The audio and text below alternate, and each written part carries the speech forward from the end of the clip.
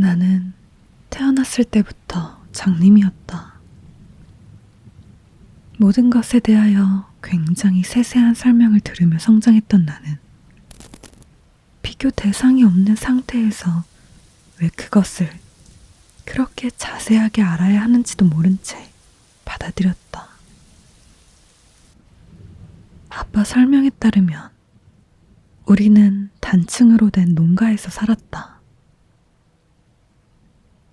나는 상상 속에서만큼은 모든 것을 볼 수 있었다. 물론 언제까지나 내 상상이기에 일반 사람이 보는 것과 달랐으리라 생각한다. 나는 공간을 얼추 인지할 수 있었다. 내 방, 화장실, 거실과 부엌이 어디에 있는지 정도는 알았다. 방은 저마다 다른 질감이었다. 애초에 집이 그렇게 지어졌는지 아니면 일반인은 모르는 것을 내가 느끼는 것인지는 알 수 없었다.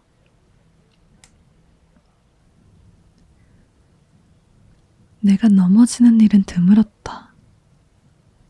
아빠나 다른 손님이 물건을 엄한 데 두는 경우만 빼고 말이다. 보통 집에 온 손님이 물건을 잘못 놓았고 그럴 때면 아빠는 소리치곤 했다. 그들의 방문은 들쑥날쑥했고 오더라도 오래 머물지 않았다. 아빠는 내가 손님들과 말을 섞는 게 불안하니까 어울리지 말라고 했다. 아빠는 당신이 미처 발견하지 못한 것을 내가 소리나 촉각으로 발견하면 굉장히 불안해하곤 했다. 엘리가 처음이었다. 굉장히 친절한 사람 같았다. 내게 이름을 물어보며 얼굴이 왜 이렇게 엉망인지 물었다. 거실에 있던 그녀의 호흡 소리로 어디에 앉았는지 알 수 있었다. 그녀의 호흡은 코가 막히기라도 하듯 힘겨웠다. 아빠가 감기 걸렸을 땐 익숙하지 않아서 그런지 호흡이 되게 힘겹게 느껴졌다. 사람들이 내 얼굴에 관해서 물어보면 나는 항상 내 얼굴을 더듬었다. 도대체 내 얼굴이 어떻길래 물어보는 것인지 알고 싶었다. 내가 사람들에게 얼굴을 만져봐도 되는지 물어보면 그들은 항상 대답을 주저했다. 눈이 보이는 사람들은 그런 걸 안 하는 모양이지. 그래, 보이는데 만질 이유가 있을까? 엘리에게 얼굴을 만져봐도 되는지 묻자 그녀는 머뭇대며 승낙했다. 하지만 곧 아빠가 방에 들어와서 누구와 대화 중이냐고 물었다.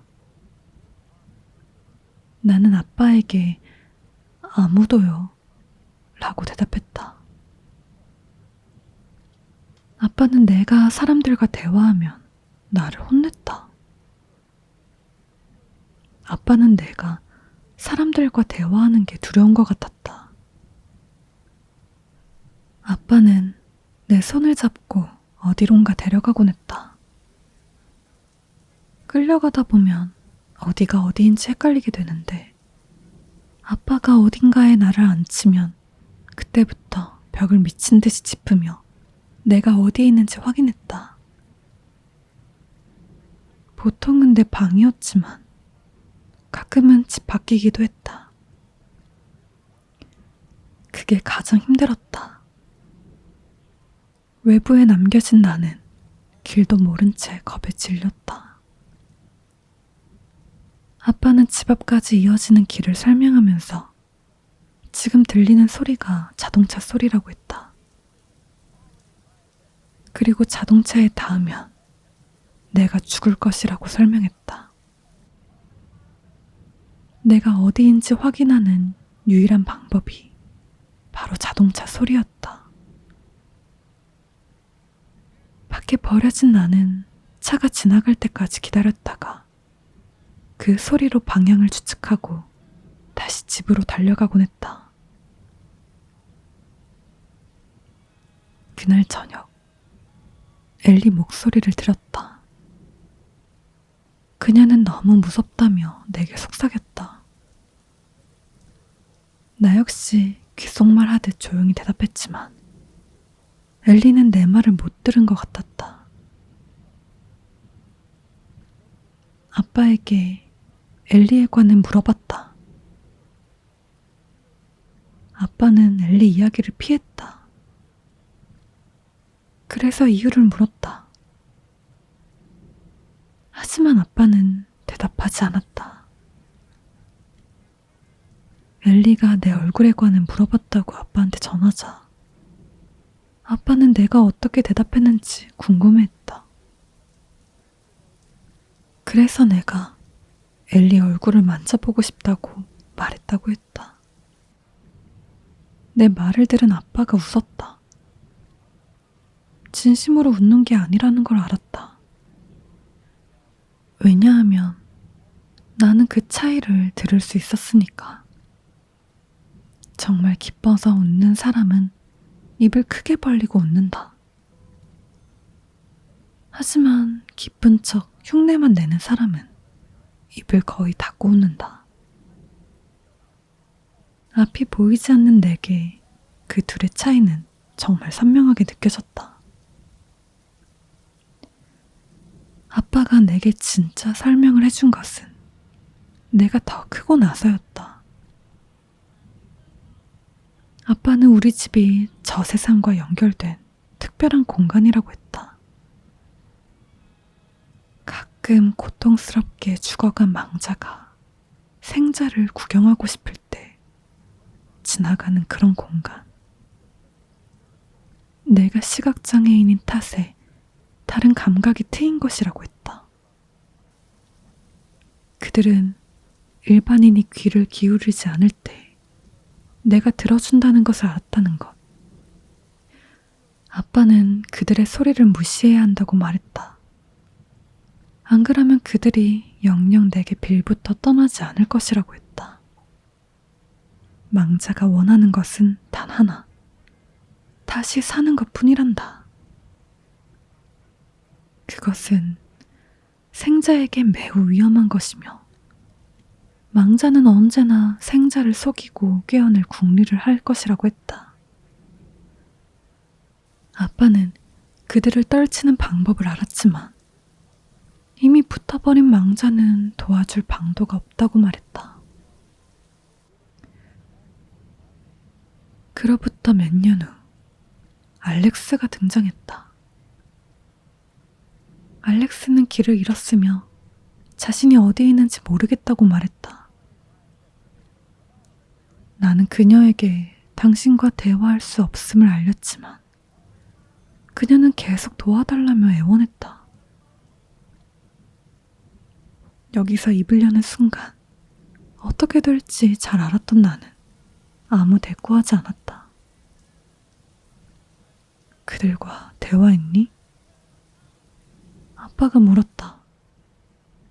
마음이 안 좋은 건 어쩔 수 없지만 대화는 하지 않았다고 대답했다. 내가 알렉스를 도와줄 수 있다면 얼마나 좋을까.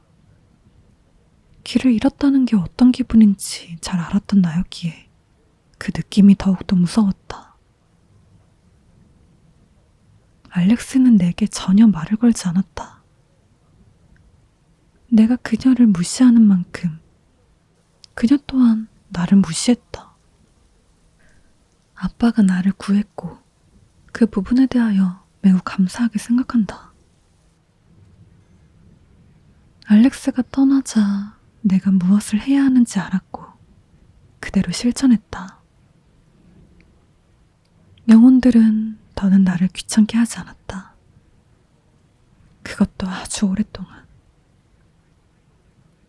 그러던 중 사라가 나타났다. 사라는 내가 입을 다물 여유를 주지 않았다. 그날 나는 거실에 홀로 앉아서 TV 소리를 듣던 중이었다. 도와줘. 그녀가 말을 걸었다. 나갈 길을 찾아야 해. 나는 반응하지 않았다. 내 말 들리잖아. 아니야? 사라가 놀란 듯 물었다. 당신과 말할 수 없어요. 내가 대답했다. 부탁할게. 그녀는 계속 애원했다. 너무 무섭고 여기가 어딘지도 모르겠어. 아빠가 보고 싶어. 나는 의자 손잡이를 꽉 잡으며 다시 한번 당신과 말을 섞을 수 없다고 전했다. 아빠도 죽었어. 사라가 말했다. 나는 대답하지 않았다. 네 아빠도 죽었다고. 사라가 거듭 되풀이했다. 그런 말에 넘어갈 내가 아니었다.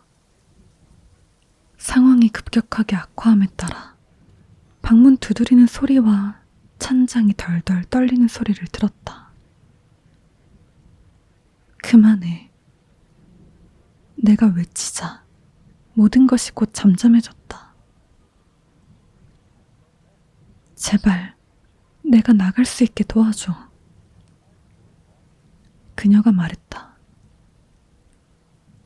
사라와 대화할 생각은 없었다. 다만 내가 생각하기에 그나마 도움이 될 것 같은 행동을 했을 뿐. 나는 현관문을 열면서 부디 사라가 집에서 나가 썩 꺼져버렸으면 좋겠다고 생각했다. 내가 그랬듯이. 더는 사라의 목소리가 들리지 않자 다시 문을 잠그고 거실에 앉았다. 그리고 혹시 그녀가 아직 집안에 있는지 신경을 집중해 귀를 기울였다. 다행히 TV 소리 외에는 아무것도 들리지 않았다. 심장이 빨리 뛰는 게 너무 싫었다. 갑자기 심장이 두근대는 것이 선명하게 느껴지면서 곧 심장이 터질 것 같은 그 느낌이 싫었다. 아빠 목소리가 들리는 순간 나는 비명을 질렀다. 아들아. 아빠가 말했다. 아빠 좀 도와다오. 아무래도 아빠가 죽어가는 것 같다. 그래서 나는 아빠가 시킨 대로 했다. 아무 대답도 하지 않았다. 만약에 아빠가 진짜로 죽었다면 아빠는 절대로 나를 떠나지 않을 것이다. 나는 대답 대신 집 밖으로 뛰쳐나가서 도움을 청했다. 목이 쉴 때까지 소리 질렀다. 집 앞을 지나가는 차 소리가 들렸다. 누군가가 대답할 때까지 소리 질렀다. 내 말에 응답한 사람은 여성이었다. 무슨 일이니? 그들이 물었다. 나는 그들에게 아빠가 죽어가고 있는 것 같다고 설명했다. 그러자 그들이 내 얼굴이 왜 그렇게 되었는지 물었다. 나는 그들에게 제발 도와달라고 했고 그들은 도와주겠다고 약속했다. 잔디 위에 앉아서 기다렸다. 시간이 얼마나 지났을까? 여성이 돌아와서 자기 손을 잡으라고 말했다. 정말 미안하구나. 그녀가 내게 말했다. 사이렌 소리와 함께 분주하게 움직이는 사람 소리가 같이 들렸다. 무슨 일인지 물었다. 그녀는 내 곁을 지키며 도와주겠다고 말했다. 시끌벅적하던 소리가 줄어들고 한 남자가 내게 이런저런 질문을 던졌다. 아저씨는 구급대원이야. 그가 말했다. 얼굴이 어쩌다 이렇게 됐니? 나는 그에게 괜찮다고 말했다. 그는 재차 되물었고 나는 다시 괜찮다고 말했다. 그는 내게 얼굴을 만져도 되는지 물었다. 나는 괜찮다고 말했다. 잠시 후 이마에 있던 압박이 사라지고 차가운 공기가 느껴졌다. 꼭 오렌지 껍질 벗기는 소리가 났다. 속으로 혹시 이 아저씨가 내 머리를 까고 속을 드러낸 게 아닌가 걱정됐다. 소리 지르며 대체 뭘 하는 거냐고 물었다. 그는 다 괜찮다고 말했고 날 도와줬던 여성은 내 손을 잡으며 마음을 굳게 먹으라고 말했다. 이게 도대체 무슨 상황인지 몰랐다. 머리에서 강한 고통이 느껴졌다. 어딘가에 정강이를 세게 부딪혔을 때처럼 눈물이 쏙 빠질 만큼 아팠다. 그리고 곧 내가 밝다라고 이해했던 것이 느껴졌다. 너무 아팠다. 눈물이 삐질삐질 나오기 시작했다. 눈에 문제라도 있니? 구급대원이 물었다. 나는 그에게 앞이 보이지 않는다고 말했다. 그러자 그가 내게 한번 확인해 보겠다고 했다. 그가 내 눈을 확인하는 동안 또다시 고통이 느껴졌다. 혹시 아는 사이인가요? 대원이 날 도와줬던 여성에게 물었다. 그녀는 대원에게 내가 소리 지르며 도움을 요청했고 오늘 처음 봤다고 설명했다. 눈이 다친 지 얼마나 됐니? 그가 내게 물었다. 나는 태어날 때부터 눈이 보이지 않았다고 말했다. 그가 내게 손가락이 보이는지 물었다. 나는 안 보인다고 대답했다. 그가 내게 눈을 뜰 수 있는지 물었다. 나는 그 말이 무슨 뜻인지 모르겠다고 대답했다. 그러자 그가 대신 눈을 뜨게 해도 되는지 물었다. 그 말에 아무 대답도 하지 않았다. 내 얼굴에 닿는 그의 손가락이 고무 비슷한 재질로 덮여있는 것 같았다.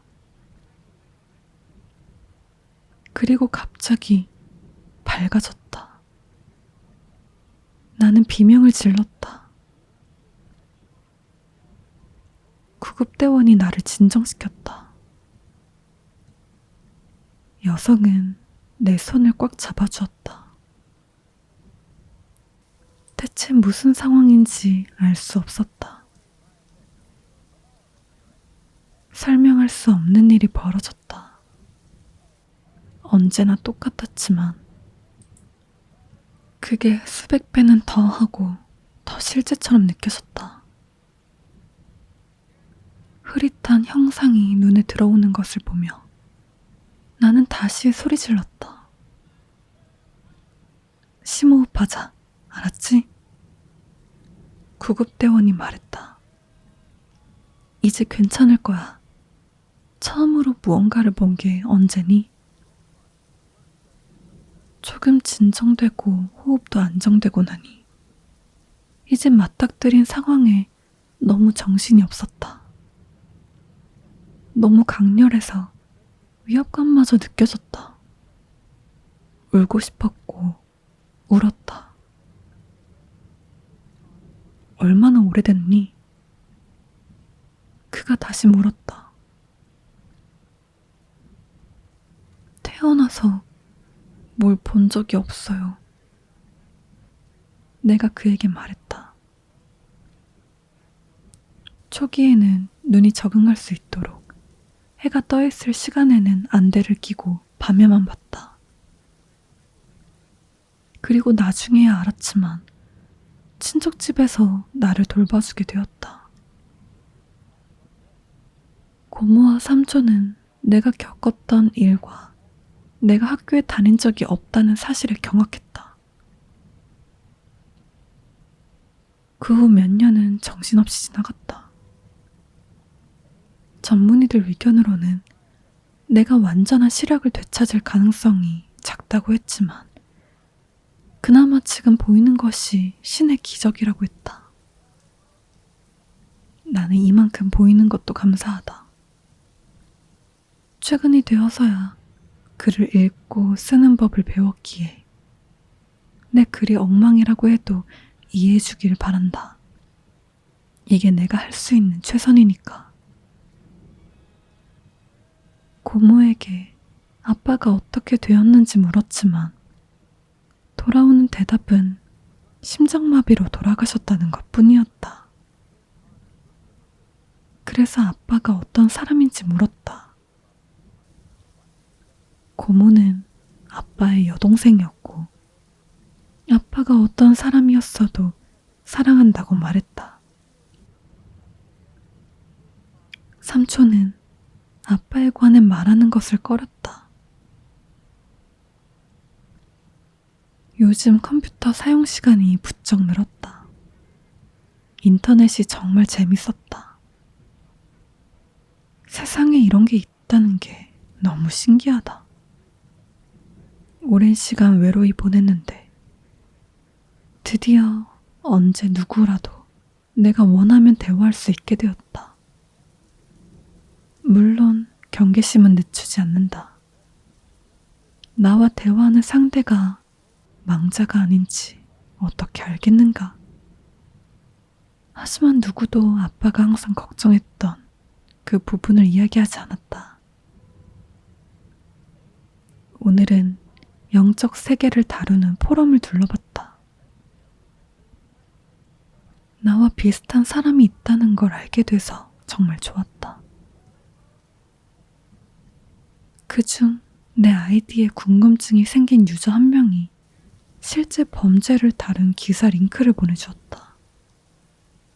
기사는 내 아빠에 관한 내용이었고 내 실명이 등장했다. 내게 링크를 보낸 유저는 내가 기사의 주인공인지 알고 싶어 했다. 기사에 따르면 엄마는 내가 태어난 직후 실종됐다. 나는 앞을 볼 수 없도록 눈을 가리고 살았단다. 기사에 따르면 아빠는 언제나 딸을 갖고 싶어 했다. 경찰이 우리 집 지하실에서 발견한 것은 14구의 시신이었다. 그중 한 명이 탈출에 성공했는데 이름이 사라 프랭크였다. 경찰에 신고한 것도 사라였다. 아빠의 차는 집 뒤편에서 발견됐다. 경찰은 아빠가 폭풍을 대비하기 위해 만들어둔 출입구로 희생자들을 옮긴 것으로 추정했다. 사라는 나흘간 지하실에서 고문받다가 아빠의 딸이 되겠다고 동의한 후에야 겨우 탈출할 수 있었다. 부엌 카운터에 놓인 버터용 칼로 아빠를 찔렀다고 했다. 믿고 싶지 않았다. 기사에 등장하는 두 명의 이름이 아니었다면 아마 믿지 않았을 것 같다. 하지만 그 이름은 내 머리에 박히고 말았다. 엘리 파머와 알렉스 리들.